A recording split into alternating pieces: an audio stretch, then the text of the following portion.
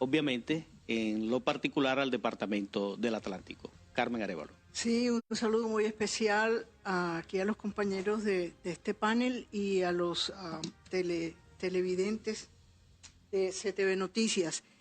Interesante hacer una mirada retrospectiva después de 12 años de la ruptura del dique entre allí que sostenía las aguas del canal.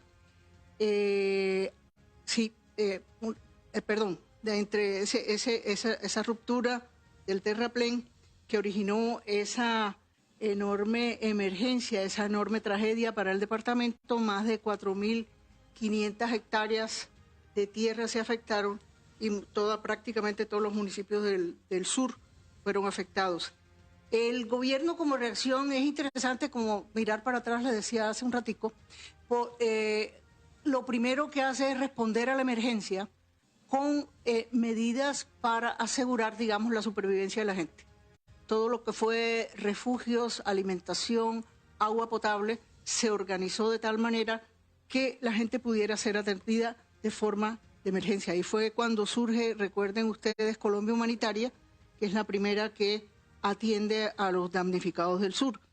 Posteriormente, y eso a finales del año 2010, en diciembre, se crean estos instrumentos, se crea también el Fondo de Adaptación y se organizan las interacciones entre las diferentes entidades de gobierno que deben atender a la tragedia.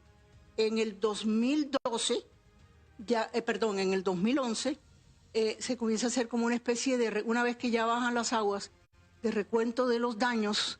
Ya se adecúan las instituciones, tanto legales como institucionales como administrativas, para poder responder de una manera eficaz y eficiente, y lo primero que se hace es como un recuento de los daños, cuántas viviendas, cuántos centros de salud, cuántas personas damnificadas, que es un trabajo sumamente laborioso, porque si bien fue todo el país el que fue afectado, todo, y si bien los más afectados fueron Atlántico, Bolívar y Magdalena, como ustedes saben, hubo que hacer realmente un levantamiento por todo el país. Ya cuando se tienen esas cifras es que comienza el fondo a actuar en el área de reconstrucción. O sea, hay dos fases claras, la fase de atención a la emergencia y la fase de reconstrucción.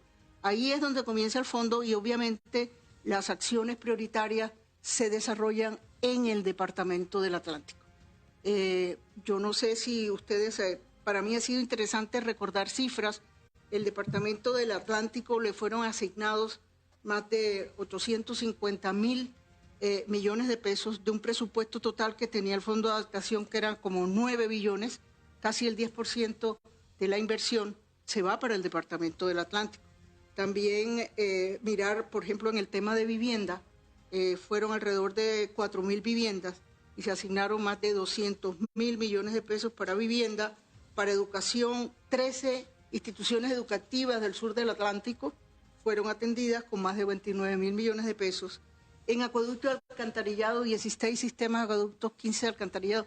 Es interesante que hablo de la reconstrucción, hablo de esa fase que fue la que prácticamente hasta ahora ha demorado, en donde tuvimos la oportunidad de rehacer muchos sistemas de acueducto y alcantarillado, por ejemplo, que se hicieron completos: el acueducto de Manatí, el acueducto de Candelaria, las redes de Campo de la Cruz. O sea, se intervinieron a raíz del daño del fondo, de la inundación, de la emergencia del dique, se intervinieron.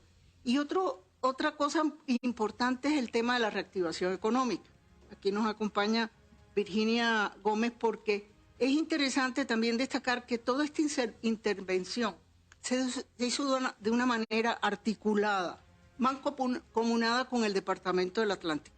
Muy temprano firmamos un convenio, me acuerdo, el 003 del 2012, tal vez de los primeros convenios que firmamos con el departamento para actuar de manera mancomunada. Allí ya estaba de gobernador el doctor Sejefre y prácticamente toda la actividad siempre fue de la mano Fondo de Adaptación, departamento y las otras instituciones que de alguna manera debían intervenir.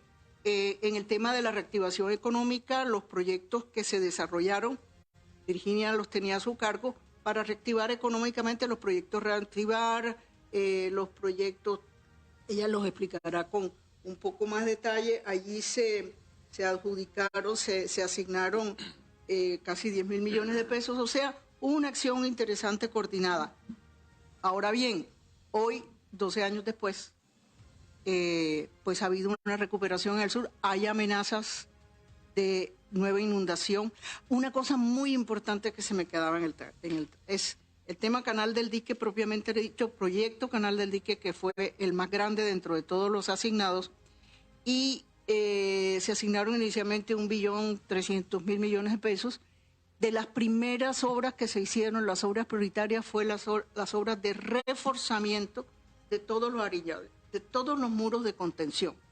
Y en ese sentido, las amenazas que hoy tiene la población del sur están relacionadas con la subida del nivel de las aguas del canal y la posible inundación, pero yo creo que la amenaza de ruptura de dique se controló con esas primeras intervenciones que se hicieron, que creo que están completas. Yo dejé parte de eso, yo salí del Fondo de Adaptación en el 2014, pero ya esas obras estaban contratadas para protección de esas poblaciones. Es posible que yo no creo, pero bueno, suba la cota del canal y pueda afectar.